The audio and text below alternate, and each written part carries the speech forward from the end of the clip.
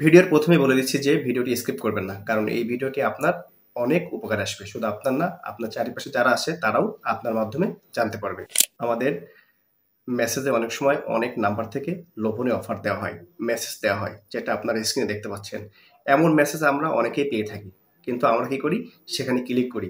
যদি আপনি এই সমস্ত মেসেজ দেওয়া লিঙ্কে ক্লিক করেন তাহলে কিন্তু আপনার সবকিছু হ্যাক হয়ে যাবে। সো চলুন আমি দেখিয়ে দিচ্ছি যে কি ধরনের মেসেজগুলো আপনার ফোনে আসে এবং এগুলো থেকে আপনি সাবধানতা অবলম্বন করুন। ফার্স্ট অফ অল আপনি চলে যাবেন আপনার ফোনের মেসেজে। যাওয়ার পরে আপনি এখানেও পাবেন, এখানেও সেই সব মেসেজগুলো পাবেন। সো আমি এখান থেকে এই যে দেখতে পাচ্ছেন বাম সাইডে ট্রিপল বার এখানে ট্যাপ করে দিব। দেওয়ার পর দেখতে পাচ্ছেন যে স্প্যাম অ্যান্ড ব্লক এখানে ট্যাপ করে দিবেন। দেওয়ার পর এখানে দেখতে পাচ্ছেন যে অনেকগুলো নাম্বার কিন্তু এখানে রয়েছে। দেখেন আমি একটি মেসেজ এখান দিয়ে ভিউ করছি।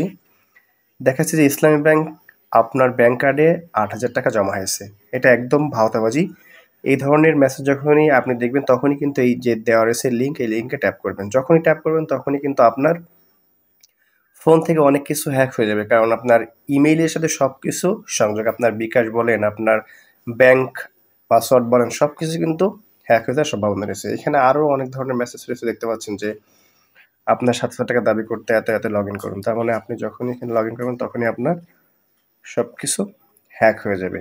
তারপরে এখানে আরো দেখতে পাচ্ছেন যে আপনি ২০,০০০ টাকা বোনাসের জন্য মনোনীত। যদি আপনি এখানে ক্লিক করেন, তাহলে আমি যদি ক্লিক করি তাহলে কিন্তু আমার যত অ্যাক্সেস রয়েছে অর্থাৎ আমার প্রত্যেকটা জিনিসের সাথে আমার ইমেইল বা জিমেইল কিন্তু কানেক্টেড রয়েছে। যখনই আমি এখানে ট্যাপ করব তখন কিন্তু আমার পুরা ফোনটা কিন্তু জিমেইল ক্লোজ করবে। সো তখনই কিন্তু তথ্যগুলো সেখানে চলে যাবে। এমনকি আপনার ব্যাংকও ক্লোজ হয়ে যেতে পারে। সো এই ধরনের মেসেজগুলো কখনোই আপনারা ক্লিক করবেন না। যদি ক্লিক করেন সেক্ষেত্রে কিন্তু আপনি সর্বশান্ত হয়ে যাবেন, আপনি বুঝতেই পারবেন না। এই ধরনের মেসেজ আসার সাথে আপনারা ডিলিট করে দিবেন। কখনোই ক্লিক করবেন না।